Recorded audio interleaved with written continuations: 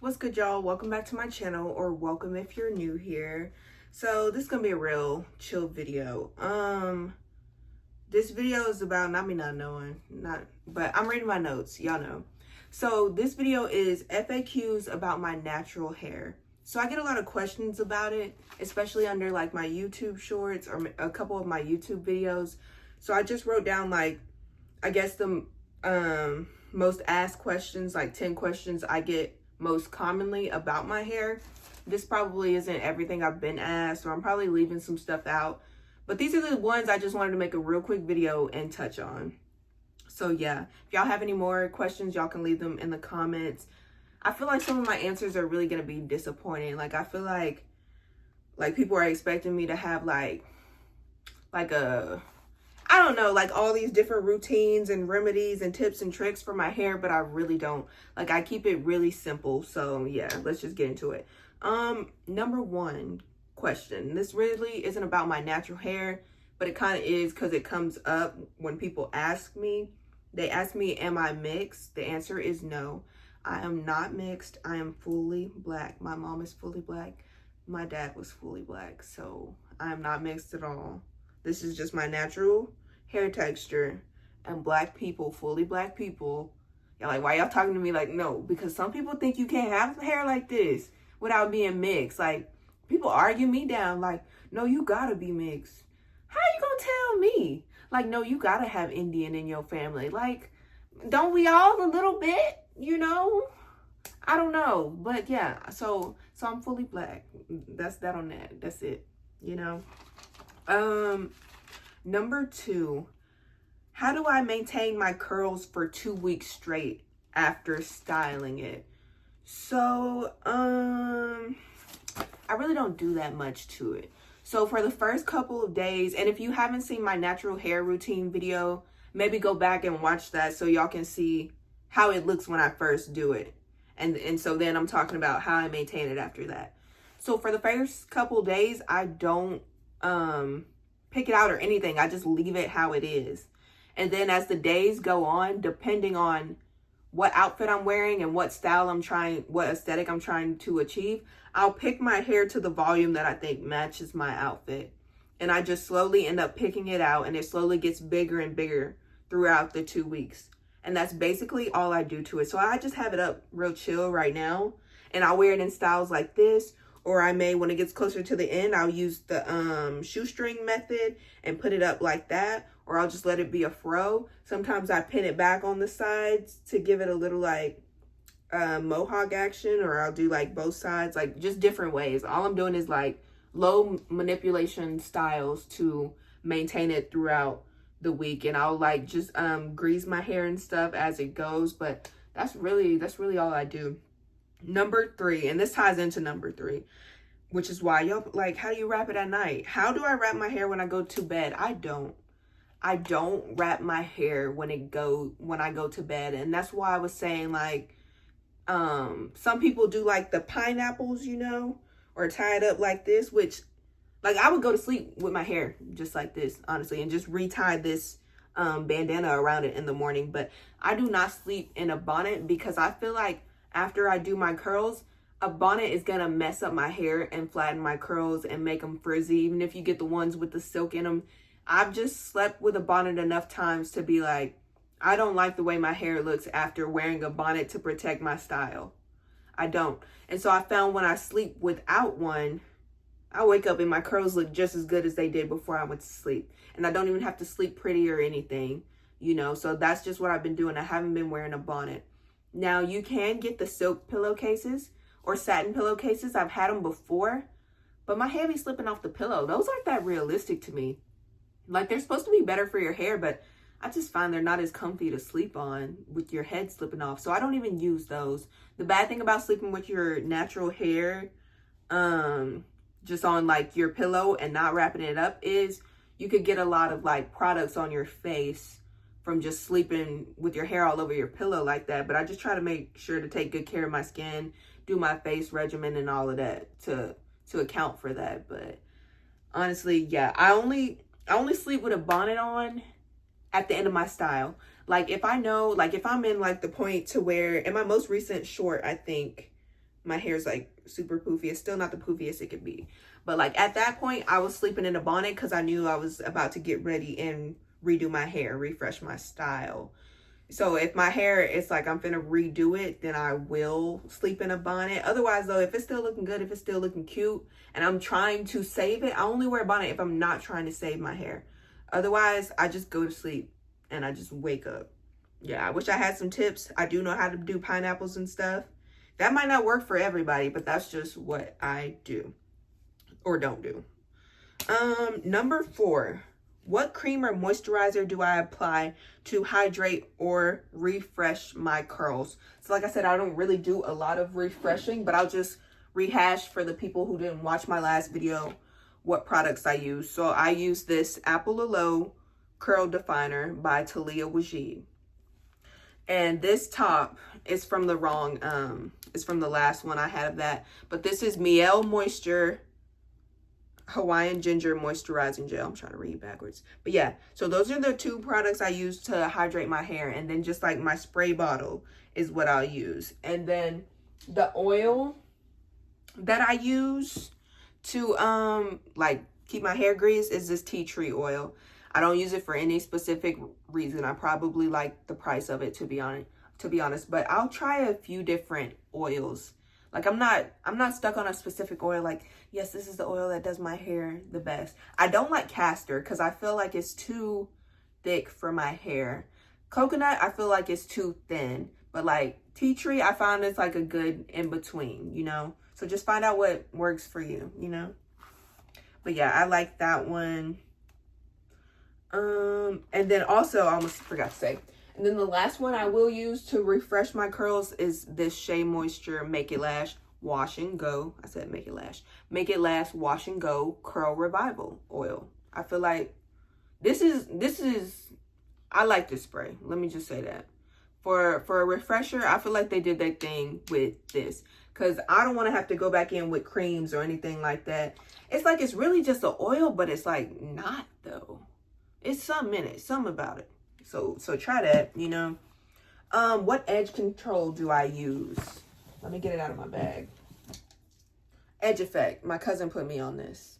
And I've used it ever since. So I will, like right now, like I said, I just came on here to make this video real quick. So I just laid my edges. They're already coming up with Eco Gel. You know, Old Faithful. Like, I only use Eco Gel if I don't need my edges laid long because they won't really stay. Or if I'm doing a slick back style and I need a whole lot of gel, then I'll take that gel because it's easy to maneuver. But like this, you know, it's like stuck. It's like not easy to maneuver. It's, y'all know, it's like wax. It's like very waxy. And so but when I lay my edges, this is what I like to use. When I want them to stay in place all day, this is what I use. So I found it's the best at holding my hair down for a really long time. Number 7, how long has it been since my last big chop? Honestly, I meant to look up the answer to that question before I sat down to make this video, but I don't remember, so I just gotta think back. I feel like it's been about a year since I cut my hair off for the last time. Was it summer? It was either like exactly a year or sometime during the summer. And I chopped it off really short the last time I chopped it off. In fact, I'm gonna try to insert a picture right here.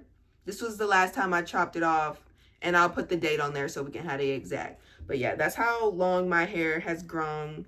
And you know, you can't even really see how long it is because of the shrinkage, but it's longer than it appears.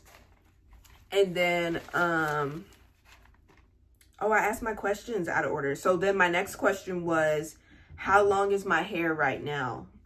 I could be delusional, gaslighting myself, but I feel like if I were to straighten it, it would be like at least to my shoulders. I think that I would have like a cute bob situation going on. So let me go back to my numbers. Number 8, am I growing my hair back out? I am growing my hair back out. Sometimes I do want to cut it into like a style.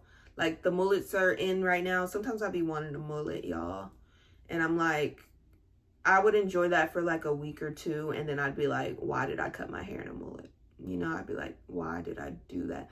Or I don't know. I just want a really, I like the last video I made over my natural hair lore. I like to have hair eras. Like when I look back, I want to be like, yeah, that was my cut during that time. That was my color during that time. And I just feel like right now I'm enjoying growing my hair back, but there's no like signature look. There's no like defining hair thing going on. And I kind of want that. So I am growing it out, but I could see myself cutting it shorter or cutting it into some type of style that would hinder me from growing it all out long. So I don't know, but I kind of just want to grow it out within the next 2 or 3 years. But it's like, for what am I growing long hair for? I want to, like, you know, when you just want everything, you're just never satisfied. Like, do I want long hair? Yes. But do I love short hair? Also, yes. So I'm fine with it in these in between phases, you know. But for now, I am growing it out. I do want a healthy head of hair. That's why I haven't dyed it again or been doing anything extra to it.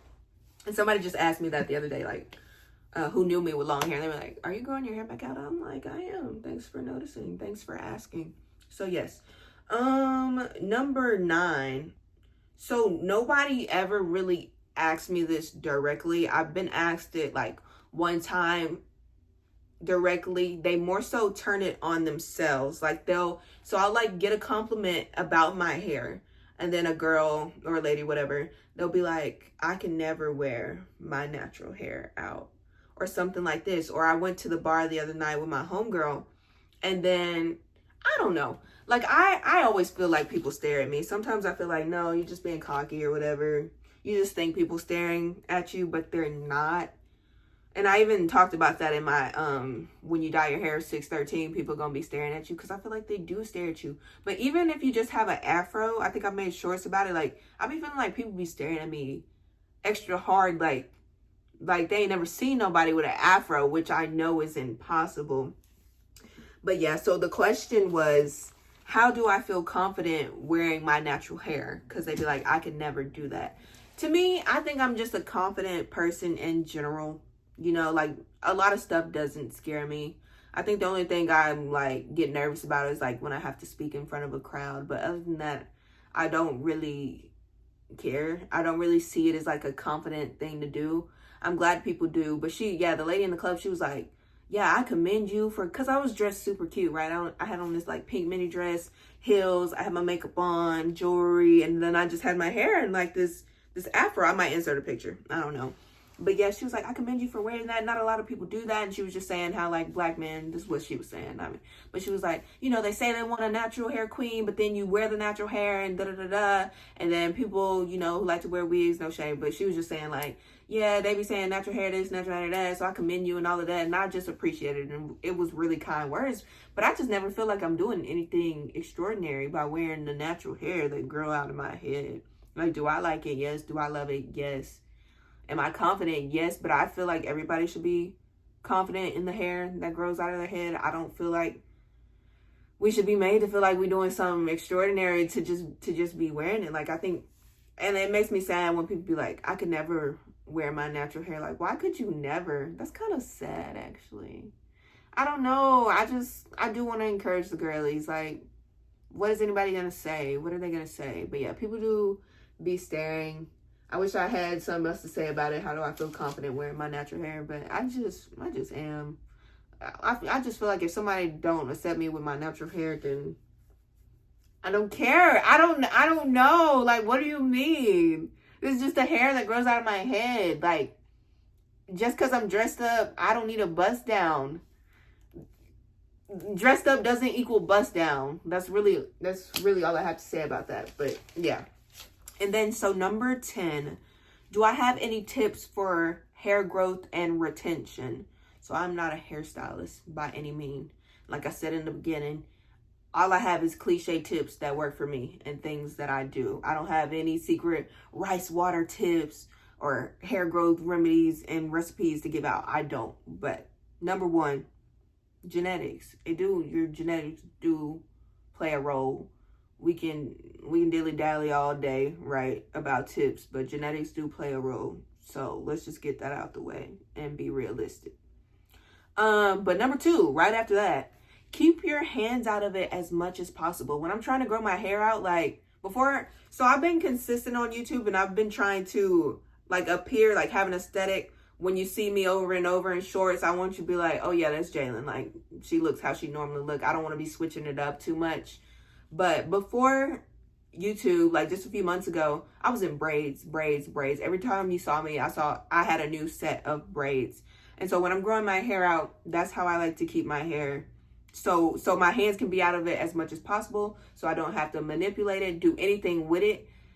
I know it's growing in these braids because of the new growth. And then every time I would take my braids out, it would be like so much longer. Like even my braider would be like, dang, your hair is growing so fast from having it in these braids. So that's what I do.